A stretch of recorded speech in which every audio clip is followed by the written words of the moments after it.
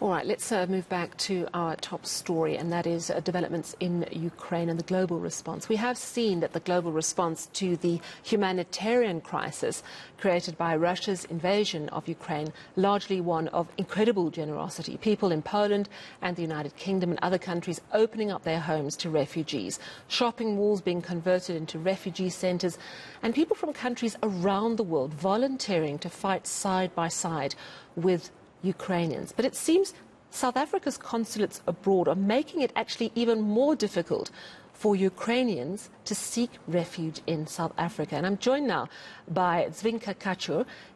She's a Ukrainian. She's lived in South Africa for over a decade, and she's written a really interesting article for Business Day. Dzvin-ka, thank you so much for joining us. Your article is titled, "While Putin Bombs Hospitals, South Africa Denies Visas to Ukrainians." And in your article, you're explaining how Ukrainians approaching the South African consulates in Switzerland and the UAE have been told to go and apply in their home country, which is deeply insensitive. Just tell me what you know about this, how many people have been turned away with this excuse, and does it encapsulate exactly this time of the bombings? Yes, so I think I'm going to start that we are on the 21st day of war, and obviously there is a massive amount of refugees, as Ukraine is a country of 43 million of people that is bombed every day by Russia. So at the moment, more than 3 million of people have left Ukraine and seeking refugee. Among them, some of those who have a long-term relationship with South Africa. For example, Voznesensk, the city in Ukraine, had over 20 years of partnership with local municipality Hasekwa.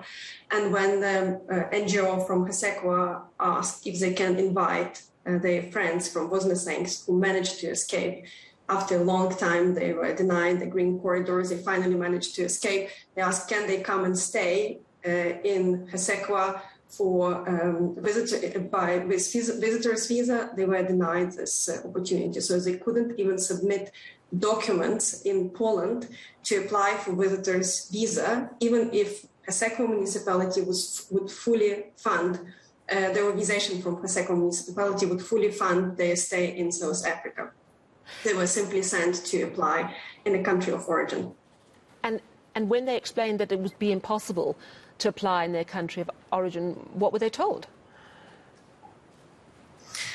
We receive similar emails from many consulates. So from what we understand, the South African government needs to allow other consulates to receive and to process the documents of Ukrainians in other countries. But 21 days has not been enough for the government to make these decisions. So we obviously hope that the government will make this decision. And these are not even refugees, the status of refugees. This is just a visitor's visa that would be fully funded by a party in South Africa. But those visas are not at the moment processed.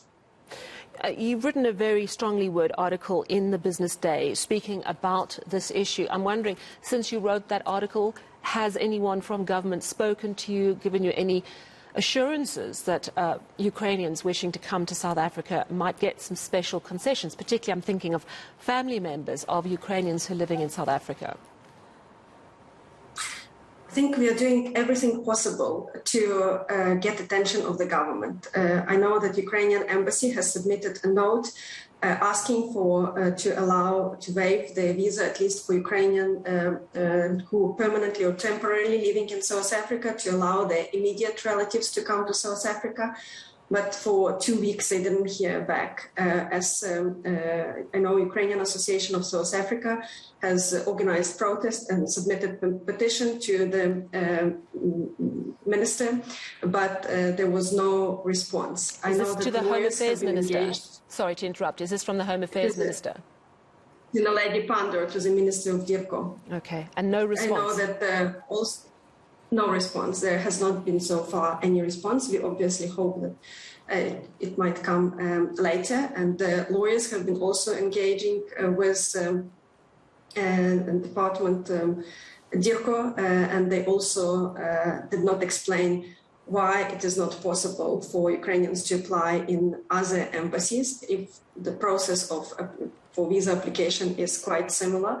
And also we still have the question whether Ukrainians will be allowed to come to South Africa to apply for asylum status. As at the moment, there is a restriction for to board on a flight without a visa for Ukrainians. At the same time, for Russian citizens, it's visa-free.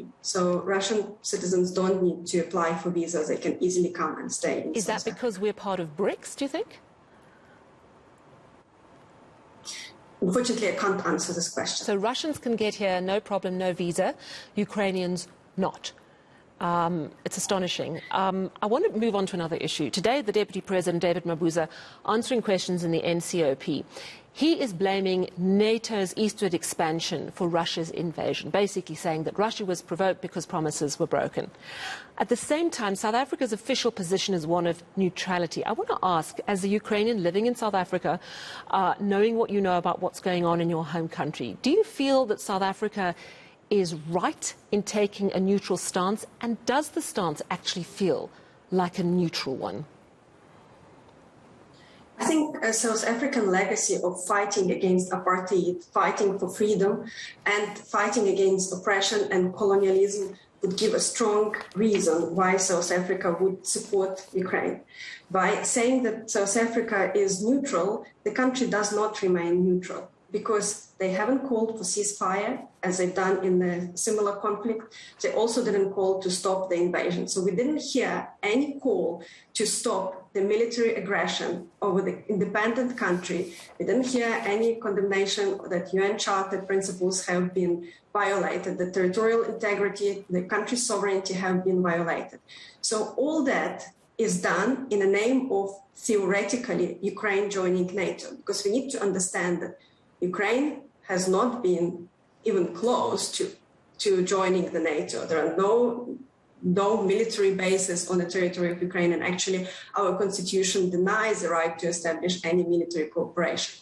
So at the moment we have thousands of people that have been killed, civilians. We have 300 education centers, schools that have been bombed, dozens of hospitals, hundreds of kids that have been killed, all in the name of Ukraine theoretically joining NATO.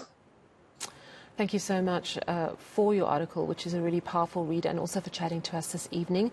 Dzvin-ka Kachur is a Ukrainian living in South Africa, and she makes the point in her article that Ukraine welcomed ANC cadres to Odessa, training 328 activists, including Joe Modise, Moses Mabhida and Ronnie Casserols.